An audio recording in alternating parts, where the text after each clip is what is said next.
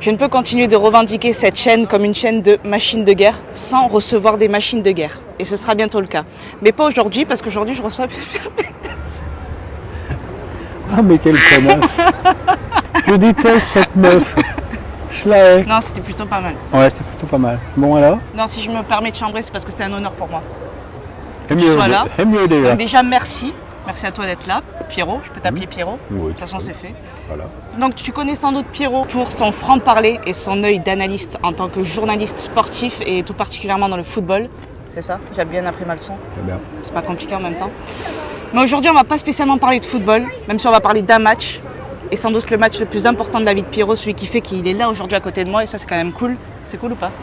On Ah est ouais, pas bien d'être là là, c'est cool, ouais. Ah. D'être là, c'est cool. Donc, ce match que Pierrot a gagné, c'est un match contre la maladie de Nash, dont il va nous parler. Ce qu'il y a de rigolo, c'est que hier, j'ai fait une interview, une vidéo, avec une éditrice qui va sortir le bouquin d'un des professeurs de l'hôpital Beaujon où j'ai été greffé sur cette maladie. Le titre du livre, c'est Comment sauver votre foie. Ça fait 3 ans et demi que j'ai été greffé maintenant, donc j'en parle, tu le sais, mais j'ai un peu l'impression que c'est pas moi qui ai vécu tout ça. D'ailleurs, d'un sens, tant mieux. Tu vois, par exemple, depuis 3 ans et demi, je n'ai jamais rêvé de l'hôpital. Ah ouais, Qui est quand même une perf, Ouais. parce que j'ai quand même passé entre les examens, la descente aux enfers et la grève, j'y ai passé entre août et janvier, j'y ai passé 10 semaines. C'est une maladie, c'est comme la cirrhose des alcooliques, D'accord. sauf que Elle est non-alcoolique, t'es c'est ça? non-alcoolique. NASH, c'est non-alcoolique stéatose hépatique. D'accord. C'est une maladie, on va parler franc-jeu, les Américains appellent ça la maladie du soda, parce que évidemment aux États-Unis il y a une surconsommation de soda Bien sûr. qui fait que ça te baisse tout. Moi j'ai jamais trop été un buveur de soda, mais bon c'est la maladie de la malbouffe, quoi, Voilà, c'est surtout lié à la malbouffe, d'accord. de la trop de bouffe. Quand je suis arrivé à Canal il y a 11 ans, je faisais 165 kilos. Je me suis pris en main, je suis parti 2 fois en cure, j'ai perdu 11 kilos en 2 semaines en cure. D'accord. Puis j'ai continué à faire attention et quand je suis tombé malade, je suis tombé à 135. Alors j'ai dit au médecin, c'est quand même dingue qu'en ayant perdu 30 kilos, j'ai encore ça. Ouais, On dit, ouais, même c'est ça clair. c'est une maladie que vous avez en vous depuis 20 à 25 ans. Une fois qu'elle est déclenchée, en fait, même si tu perds du poids, ça Alors, change pas. il faut bien tellement. faire la différence, il y a la maladie du foie gras. D'accord. Tu peux vivre avec un foie gras. Ah, Il y a à ok. peu près 100 000 personnes en France aujourd'hui qui ont un foie gras. Et si ça ne se détériore pas, tu peux très bien vivre avec ça. Pour ça, il faut mieux manger, il faut faire du sport, ça c'est pour toi ça. C'est bien. Voilà, alors que bon, moi, Ouais. je mangeais mal, mais bon, je buvais pas d'alcool, je fumais pas, je faisais du sport. Ouais, le poids Même- t'a jamais handicapé au niveau du sport, par contre. Non, au niveau, Toujours du, été, au sportif, niveau du quand même. tennis, ça m'handicapait pas, quoi. Bon, j'avais développé un jeu à la fois en étant en surpoids et en sortant d'une fracture du fémur. Donc c'est une maladie, malheureusement, je dis bien malheureusement, je suis la seule personne connue en France à l'avoir eu. Oui. Donc C'est-à-dire- oui, tu as un peu ce lourd fardeau de devoir sensibiliser Voilà, les gens à ça. c'est-à-dire que quand on fait appel à quelqu'un, c'est systématiquement moi. Parce que du coup, les gens qui en ont comme toi jamais entendu parler, Oui, bien sûr. une fois qu'ils savent que je l'ai eu, ça devient la maladie de Pierre Ménès. C'est ça. Et c'est un peu réducteur parce que c'est pas la maladie de Pierre Ménès. En ce moment, il y a à peu près 900 greffes de foie par an. D'accord. On peut estimer que dans 10 ans, il en faudra 2000. Ce qui est énorme. Et c'est-à-dire qu'il n'y a pas 2000 greffons, quoi. Ouais. Donc c'est une maladie qui va faire des morts. Donc d'où l'importance aussi du don d'organes, parce que c'est quand même ça qui t'a finalement sauvé. Mhm. Mais je crois que la loi a évolué quand même par rapport à ça ces dernières années. Alors la loi a évolué pendant que j'étais à l'hôpital. Moi j'ai été greffé le 12 décembre 2016, la loi a changé le 1er janvier 2017. D'accord. Mais bizarrement, le nombre des greffons n'a pas augmenté. D'accord. Pour d'abord une raison assez horrible mais tout à fait compréhensible, c'est-à-dire qu'il y a moins de morts sur les routes. Et que la route est quand même un des plus grands fournisseurs d'organes Ouais. des hôpitaux. Donc il y a ça, et puis c'est vrai qu'il y a une certaine répugnance de certaines religions à donner Oui. leurs organes. Donc maintenant on n'a plus besoin de donner notre consentement. Non. Tu as besoin de dire que tu ne veux pas. D'accord, voilà, c'est seulement si on ne veut pas. D'accord. Donc automatiquement. Moi j'ai déjà dit que je voulais. Hein. Oui. J'imagine. Ça me paraît que la moindre des choses. Ce qu'il faut préciser aussi quand même, parce qu'il y en a qui sont capables de le penser, je pense que tu as déjà eu affaire à ça, c'est que toi tu t'es retrouvé en tête de liste de demandeurs d'organes, Pas parce que tu t'appelais Pierre Ménès, mais surtout parce que ton cas était devenu très alarmant. Et, Absolument. Voilà, si ça avait été un traitement de faveur, tu l'aurais eu bien avant, parce Voilà, qu'il te restait quelques jours à vivre, clairement, 3. c'était ça. On a dit à ma femme 3. D'accord. Et quand je suis monté au bloc opératoire, les chirurgiens étaient inquiets. C'est pour ça que je me demandais après l'opération pourquoi ils étaient si contents. Ouais, ils n'étaient pas très optimistes avant de faire la greffe. Ah non, non, parce que j'avais ce qu'on appelle une thrombose de la veine porte, c'est la veine qui va du cerveau au foie. Et elle était en train de se boucher, il y a ce qu'on appelle un puits de lumière en médecine, et si le puits de lumière est complètement bouché, tu es inopérable. Et moi, c'était vraiment très limite. Je pense qu'un jour ou deux de plus, le puits de lumière était bouché, j'étais plus opérable. D'accord, et en plus, ce qu'il faut savoir, c'est que toi, tu n'avais pas besoin d'un foie, tu avais aussi besoin d'un rein. Voilà, alors c'est aussi pour ça que j'ai été prioritaire. Quand tu as besoin d'une double greffe, tu passes avant ceux qui ont besoin que d'un seul organe. Et moi, quand j'ai été inscrit sur les greffes, sur la liste de greffes qui s'appelle Cristal le 12 juillet 2016, on m'a dit vous serez greffé dans les 6 mois. J'ai été greffé 6 mois. Pile. Jour pour jour après. C'est dingue. Mais j'aurais été greffé 2 ou 3 mois avant, je m'en serais infiniment mieux remis sur le plan physique. C'est quand même une lourde Parce que là, opération. J'ai besoin d'un coach là. Alors tu habites un peu loin de moi, mais j'ai besoin d'un coach. On va négocier. Affaire à suivre. Mais en plus de ça, il ne devait pas être très optimiste non plus parce que c'est quand même une lourde opération. Combien de temps ça dure une telle opération ? 12 heures. 12 heures, d'accord. 12 heures, 10 litres de transfusion sanguine. Ce qui explique que je suis un des rares mecs en France aujourd'hui à ne pas être tatoué. Je ne suis pas tatoué non plus. Est-ce que tu peux m'applaudir s'il te plaît pour ça ? Bravo. Merci. C'est très méritoire. Non, parce que j'avais décidé avant la greffe, si je me fais greffer et que ça marche, je me ferais tatouer Rebirth là. Ouais. Rebirth, c'est le slogan que j'ai créé après ça. Enfin, j'ai créé, que j'ai utilisé. Et puis non, j'avais pas le droit. Du coup, c'est ma femme qui s'est fait tatouer Rebirth. Voilà, c'est toujours. Au moins, c'est fait. Voilà. D'ailleurs, on va en parler de ça, finalement de cette résurrection, parce que c'est quand même extraordinaire. Même si ça a dû être quand même une sacrée épreuve pour toi. Tu n'étais plus autonome. Ah non, t'es plus autonome du tout. Mais il y a quelque chose de fou. Quand tu peux pas. Moi, quand j'ai été greffé, ça faisait 3 mois que je marchais plus. J'étais soit en fauteuil roulant, soit couché. Donc réapprendre à faire même 3 pas, ça a été une douleur terrible. Puis de toute façon, les 15 premiers jours, tu as des tuyaux partout, donc tu risques pas de bouger, quoi. Donc non, mais c'était très dur après, parce que je suis tombé chez les kinés, je me suis déchiré les adducteurs, je suis de nouveau resté 15 jours couché.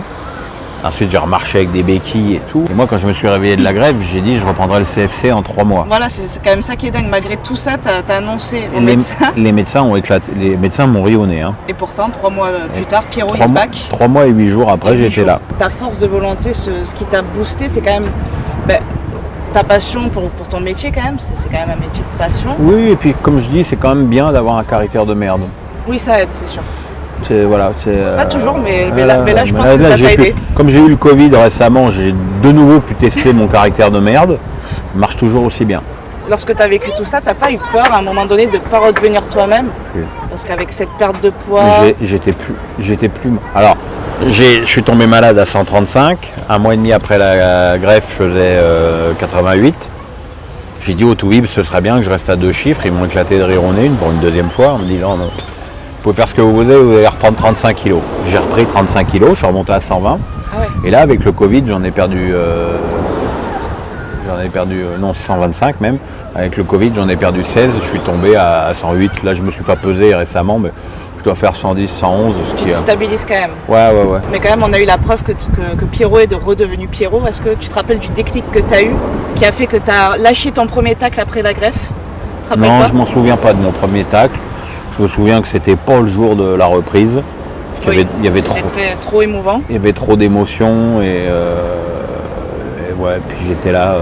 Je faisais acte de présence plutôt, tu vois. J'étais pas. Mais j'ai eu très peur de ne pas redevenir moi-même. Hein. Ouais. Honnêtement, 2 mois après la greffe, je suis parti à la boule. J'avais pas de voix, j'avais pas d'humour, j'avais pas de colère, j'avais rien.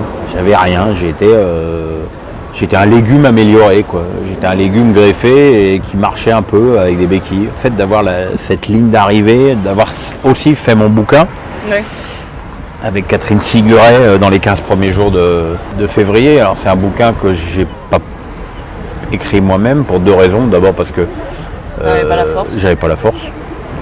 j'avais pas la force. Et puis je voulais tout dire, je voulais tout balancer. Et je pense que je me serais auto-censuré si je l'avais écrit tout seul. Ouais. Je veux dire, quand je dis que je chie dans mon lit, je pense que je l'aurais pas laissé si je l'avais écrit moi-même. Alors que là... Après, ouais, c'est quand même important, du coup, c'est soit on écrit, on raconte tout, soit... Ah ouais, tiens, le livre a bien marché, il sort en poche là, très bientôt. Il va s'afficher par là. Ouais. Où ça? Par là. D'accord. Vas-y, mets ton doigt, je vais le mettre là à côté de ton dos. Non, là. pas sur moi. Là. C'est trop bas là. On va pas là. le faire. Mais mets-le où tu veux, tu m'emmerdes. Bon, d'accord. On va le mettre de toute façon. Promo. Voilà. Mais c'est plus que de la promo ce livre parce qu'il me tient à cœur, quoi, tu vois.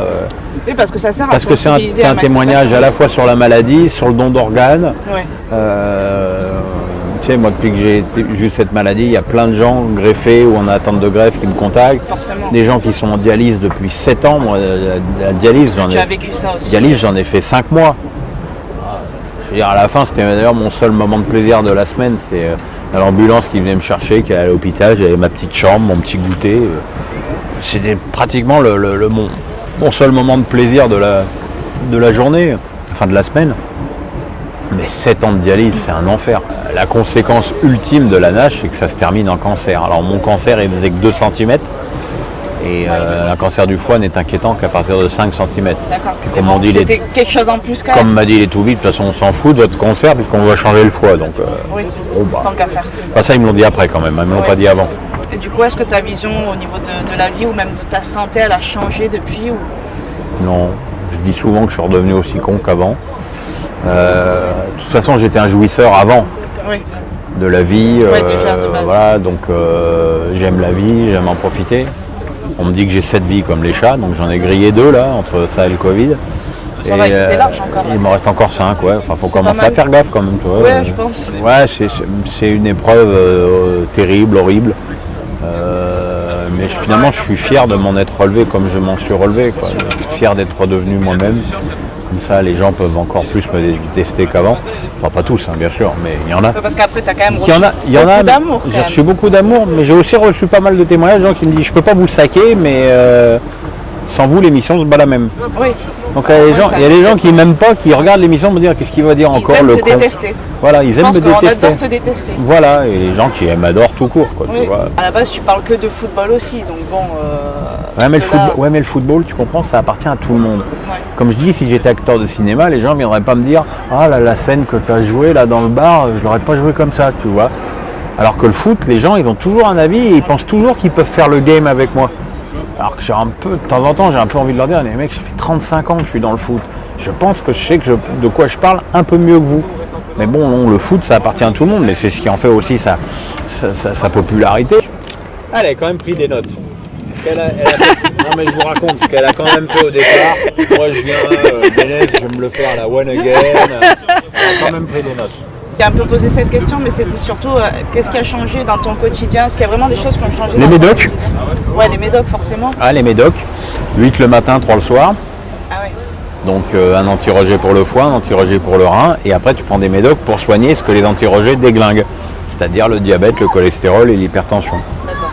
Donc voilà, mais sinon, en fait je les prends, à chaque fois que je prends mes médocs, je me dis pas ah oui je les prends parce que j'ai été greffé. Ouais, en fait c'est quelque chose, c'est totalement machinal. C'est ça. Totalement machinal. Et tu as régulièrement des contrôles aussi à faire? Régulièrement des contrôles, alors là j'en ai eu un peu plus régulièrement à cause du Covid, hein, parce qu'évidemment ça m'a bien déglagué les organes, enfin le foie non.